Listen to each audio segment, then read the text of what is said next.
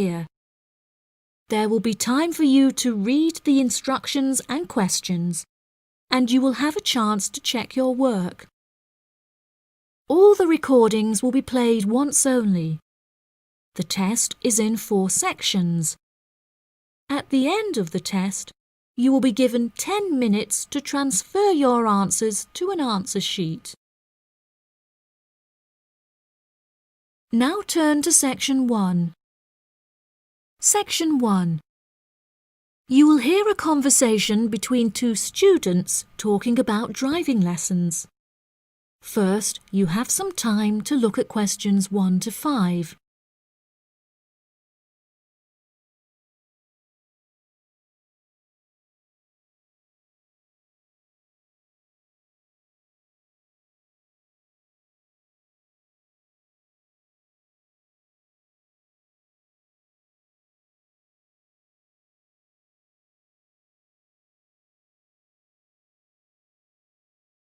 You will see that there is an example that has been done for you.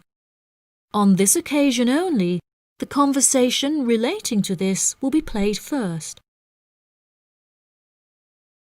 Hi, Zach. I heard you passed your driving test. Congratulations. Thanks, Olivia. I passed just last week. It feels great to be independent and driving on my own. I really want to take driving lessons, but I haven't been able to find a driving school that will give lessons during the weekends, so that I don't have to miss any classes at college. The woman wants to take driving lessons during the weekends, so weekends has been written in the space. Now we shall begin. You should answer the questions as you listen, because you will not hear the recording a second time. Listen carefully and answer questions 1 to 5. Hi, Zach. I heard you passed your driving test. Congratulations. Thanks, Olivia. I passed just last week. It feels great to be independent and driving on my own. I really want to take driving lessons, but I haven't been able to find a driving school that will give lessons during the weekends, so that I don't have to miss any classes at college.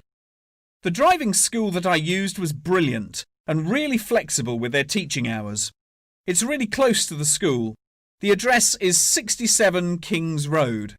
That's 67 King '(S) Road. Oh, that's perfect. I don't like the idea of driving around busy streets.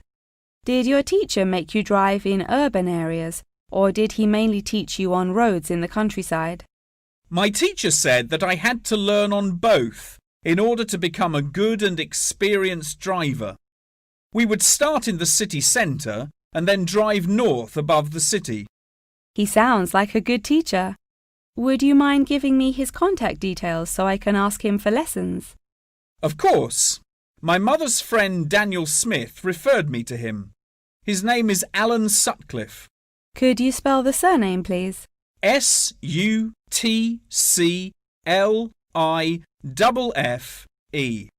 Thanks for helping me out. I'll give him a call tomorrow. I don't know if I should learn in a manual or automatic car.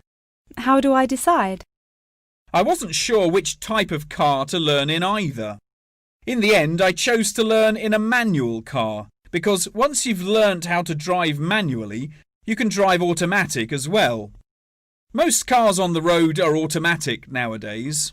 OK, I think I'll learn with a manual car too then. Hopefully the teacher will be able to give me lessons in the evenings after school. It would be much better if you take the lessons during the day. It will be far easier for you to learn when there is enough daylight to clearly see everything going on around you. But you need to be an experienced driver to drive safely at night. How frustrating.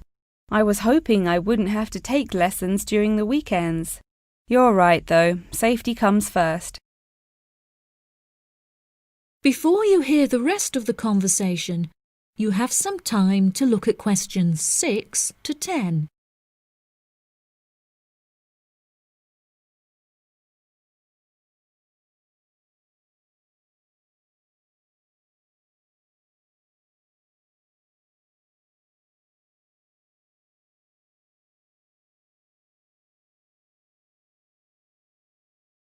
Now listen and answer questions 6 to 10. Speaking of safety, you should wait until summer to start learning. It's really difficult and dangerous to drive in the wind and rain as a learner, so you should definitely wait until the weather is sunny and dry. OK, that's perfect actually. It will give me some time to save up some money to pay for the lessons. Tell me about it. I had to work for months before I had enough money saved up. It was worth all the work when I finally got my driving licence, though. The whole process is so expensive. How much did it cost you in the end? Well, each half-hour lesson cost $30, and then the final test cost $50. In total, it cost me about $300. Gosh, it's pretty expensive. How did you find the test? Was it really difficult?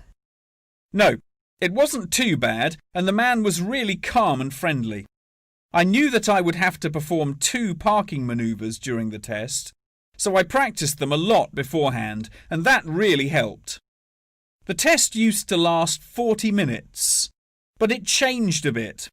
For the first 20 minutes of the test, he gave me directions, and I had to just drive around, and then the last 10 minutes was for demonstrating the manoeuvres. So the test is 30 minutes in total. OK, great, I'll remember that. Do you have any more advice? It's really good to practice driving a lot outside of driving lessons as well.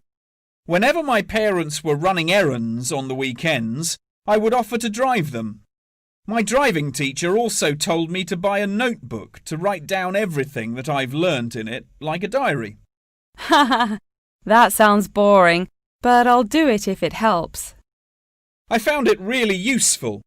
Before my test, I read through everything I had written down, and it reminded me of a lot of things that I had forgotten about.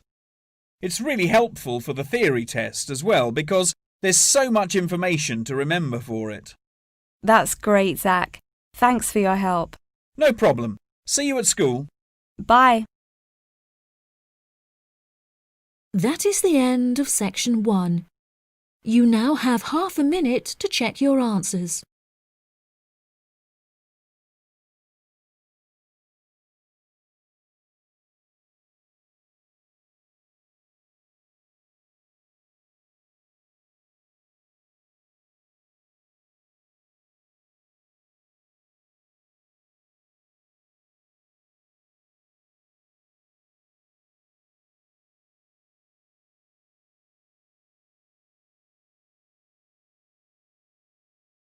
Now turn to section 2.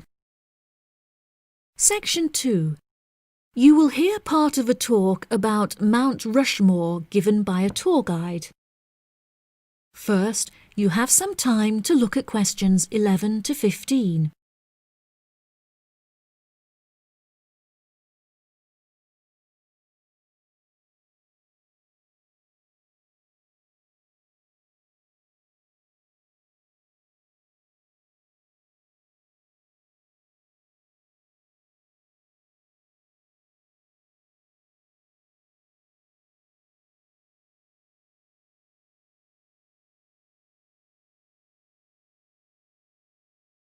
Now listen carefully and answer questions 11 to 15. Good morning, everybody, and welcome to Mount Rushmore. To start your visit, I'm just going to give you a brief account of the history of the memorial before letting you roam about on your own. I won't keep you long, okay? Mount Rushmore is South Dakota's top tourist attraction and features the heads of 4 United States presidents: George Washington, Thomas Jefferson, Theodore Roosevelt, and Abraham Lincoln. Each head is 18 meters tall, which is taller than the heights of 11 people combined. The sculptor initially wanted to depict the presidents from head to waist, but due to a lack of funding, the construction had to stop before this vision could be realized. In total, it cost the government $1 million to sculpt the heads at Mount Rushmore. Before the construction of the presidents' heads, the mountain was just bare rock and forest attracting only a few hikers a year. The new carving at Mount Rushmore has become an iconic symbol of presidential greatness and has appeared in works of fiction and other popular works. The sculpture has also worked perfectly as a way to develop tourism, which was its intended purpose, and now attracts over 2 million people a year. The original plan was to carve the president's faces into the granite pillars known as the Needles. However, the sculptor soon realised that these rocks were too eroded and delicate to support such a large sculpture. Instead, he chose to locate the carving at Mount Rushmore due to its grand appearance and brightly lit rock faces that experience maximum exposure to sunlight throughout the day as a result of the southeast orientation. Upon seeing Mount Rushmore, the sculptor declared, "America will march along that skyline." The name of Mount Rushmore also has an interesting history. The location was originally known as the Six Grandfathers. However, during an expedition in 1885, the mountain was renamed after Charles E. Rushmore, a prominent New York lawyer who joked that his annual treks to the mountain had earned him the right to have it named after him. 40 years after the mountain was renamed, Charles E. Rushmore donated $5,000 towards the sculpting of the president's heads, the largest single contribution. In 1927, the construction work started and 7 years later was complete with no fatalities. So that's the history for you. If you'd like any more information, please feel free to ask me questions, or you can soak up the information from our fantastic guidebook. Before you hear the rest of the talk, you have some time to look at questions 16 to 20.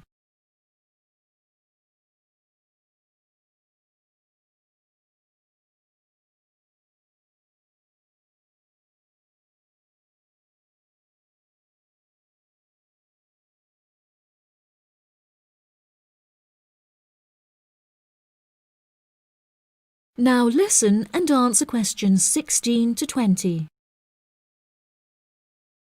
Now I'm going to give you a plan of the site, and I'd just like to point out where everything is so that you can explore everything for yourself. We're currently standing at the entrance, which is marked with the arrow on the map. If you follow the trail up to our left, you will find the information centre. There's a great photo booth there where you can have your photograph taken with Mount Rushmore in the background for a fee of only $10. What a great souvenir! In front of us is the refreshment centre, where you can help yourselves to coffee, locally grown tea, and a delicious selection of cold drinks and biscuits. Be sure to stay hydrated as it can get really hot up here. To our right, not far up the trail, is the gift shop. Here we sell copies of the guidebook, and it's also the perfect place to pick up some small souvenirs for yourself, your family and friends. Now, further up the trail, behind the gift shop, is a big stone building with a workshop. This is where all of our souvenirs are made by hand, which you can purchase in the gift shop, like I said before. Some are even carved from pieces of rock taken from Mount Rushmore itself. If you carry on walking up the trail past the workshop, you'll find our state-of-the-art visitor centre, where you can find maps of the walking trails here at Mount Rushmore. Now for the real treat. After you have walked past the visitor centre, you can follow the trail up to the left, which will take you to our wooden shelter. From here, you will have the best view of Mount Rushmore that there is, an experience not be forgotten. Right, if anyone wants a guided tour, then I'm starting at the information centre. If you'd like to follow me, this way please. That is the end of section 2. You now have half a minute to check your answers.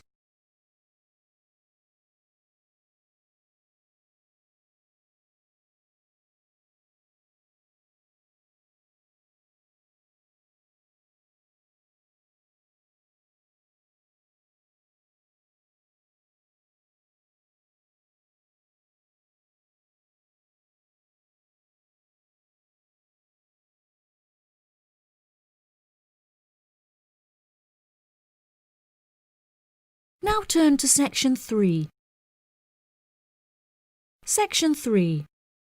You will hear a conversation between a professor and a student talking about taking a course. First, you have some time to look at questions 21 to 25.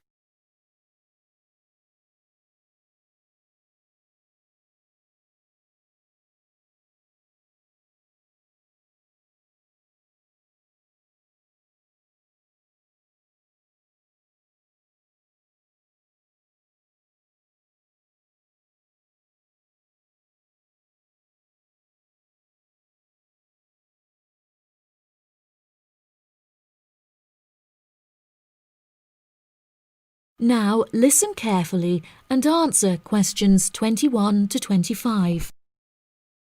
Excuse me, Dr. Twain. May I speak with you for a minute? Of course, please come in. I'm Charlotte York. I'm considering taking your course in tourism. Right. Well, Charlotte, how can I help you? I have been considering studying tourism. However, it is such an important decision that I would like to seek some advice about it first.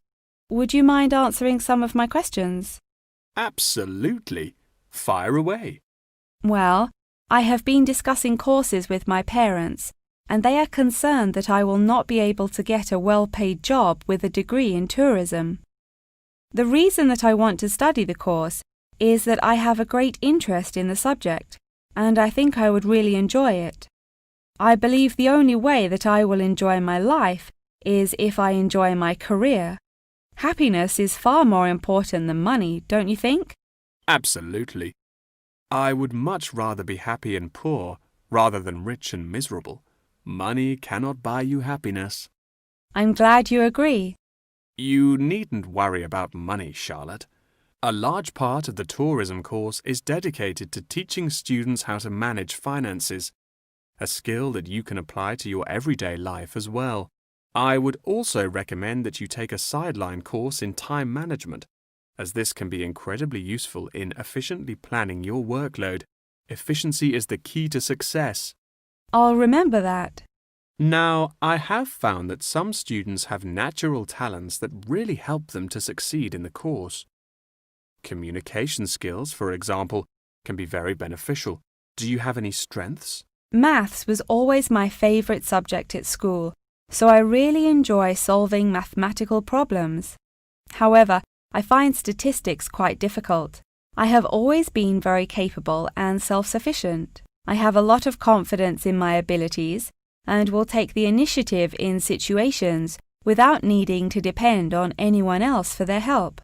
That's a really great quality to have and will be particularly useful if you choose to study tourism. That's great.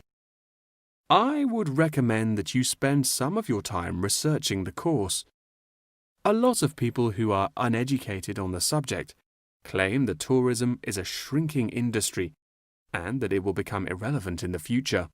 If you study the published research, however, you will see that the truth is quite the opposite. The industry has, in fact, grown significantly as people have developed an ever-increasing interest in culture and travel. Have you compared the university course with a polytechnic? Yes, I have. I was interested in studying the course in modules. However, the university doesn't offer that option. I don't have enough funds to be able to attend an expensive university, so I was relieved to see that the course is quite affordable. I also considered attending a summer school instead of university to save money, and so that I could work during the rest of the year. But I really wanted the university experience. I think that university would suit you well. Before you hear the rest of the conversation, you have some time to look at questions 26 to 30.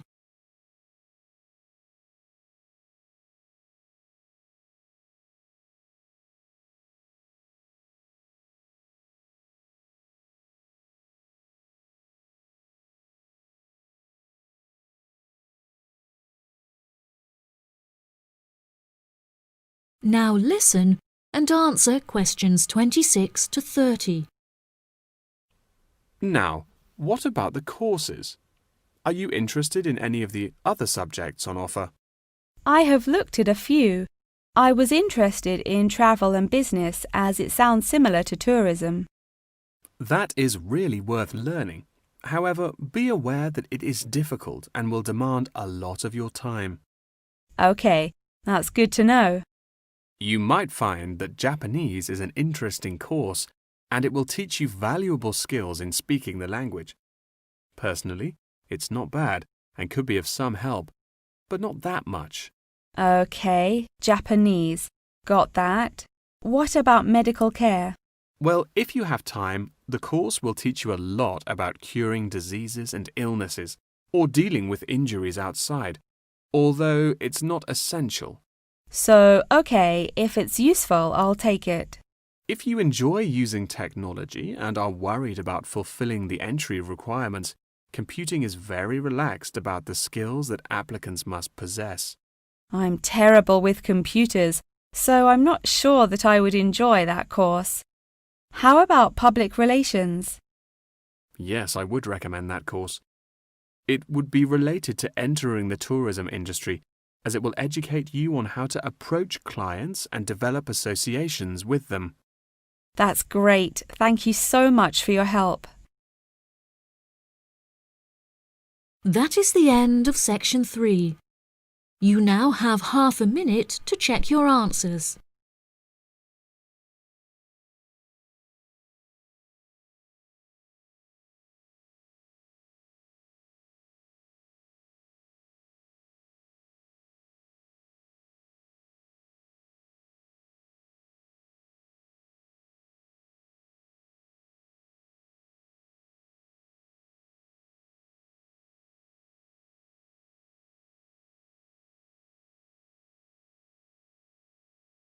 Now turn to section 4. Section 4. You will hear a talk about the practice of company outsourcing. First, you have some time to look at questions 31 to 40.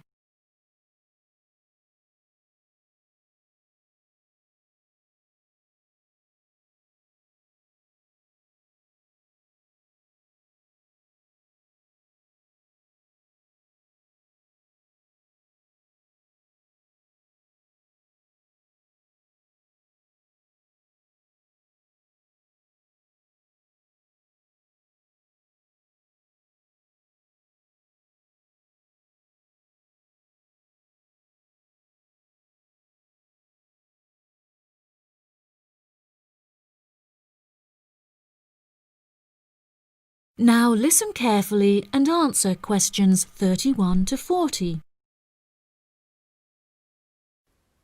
Welcome, class, to your very first lecture in this series on business in the modern world, conducted by myself, Dr. Toby Bennett. Today, we will be looking into the practice of company outsourcing, using TCP technologies as a case study.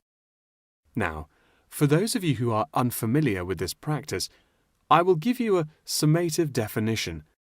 Company outsourcing involves the contracting of various business activities by one company to another.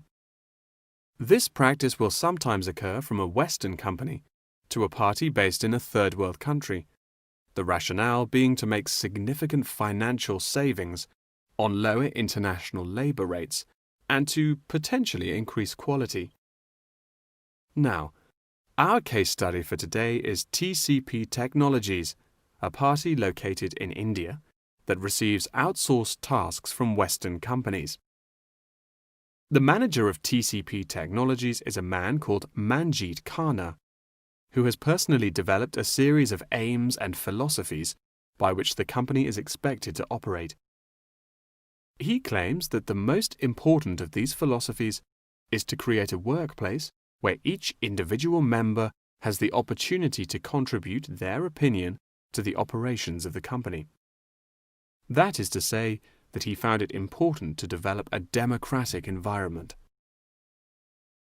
As a means of ensuring quality from every individual at TCP Technologies, a grading system has been developed that encourages an ethos of hard work and recognizes accomplishment.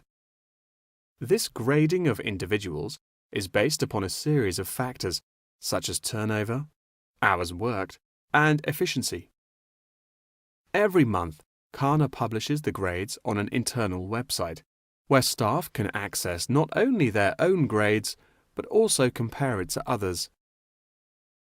A spirit of playful competitiveness has developed through this method, which has resulted in increased efficiency and turnover across the company.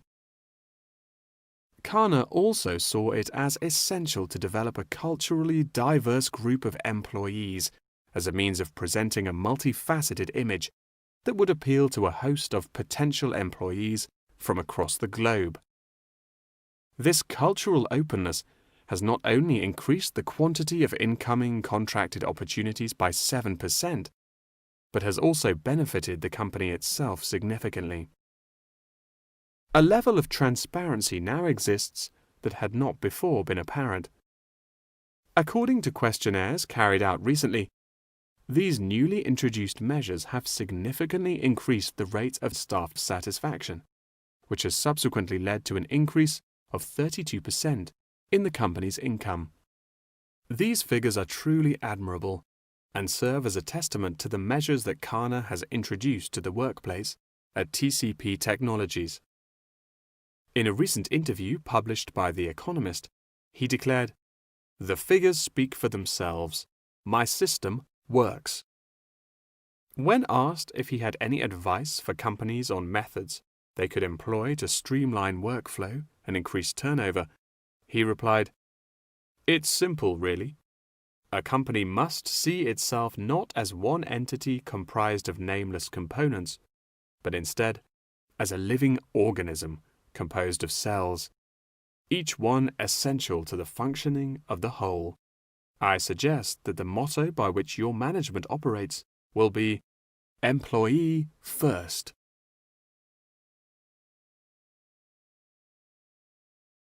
Many benefits have been reaped from the aforementioned changes in management style, such as a significant decrease in staff turnover. This improvement alone has solved many problems that had before stunted the growth of the company. A lot of these improvements came from the realization that the solution does not have to be produced internally, but can come from any other company. The grading system also immeasurably enhanced the dynamics of the company. The fact that this measuring system is solely produced for staff members and inaccessible by management means that it cannot be used as a judging criterion for promotion. It has proven itself a relaxed and informal means of stimulating workflow. When asked about specific features of his managing style, Kana mentioned that it is important for him to respond personally to any complaints filed by staff members. Having found the existing complaints process slow and ineffective, he introduced a new online system that created a direct line of communication between Kana and all employees of the company. The complaint form, dubbed by Kana as a ticket, eradicates the middleman, is easily accessible to all employees online, and has an interface that can be instinctively navigated. Any staff-related complaint, such as those relating to air conditioning and food quality, can be submitted directly to Kana via this online system. Entitlement to vacation is also a popular issue discussed through this forum. The main benefit of using this system is that staff must include their personal details on the ticket before they are able to submit it. In the past, anonymous complaints had been the root of much confusion and caused many wasted work hours, so the new system has put a ban on this form of complaint. That wraps up the lecture for today. Please remember that attendance is mandatory. That is the end of section 4. You now have half a minute to check your answers.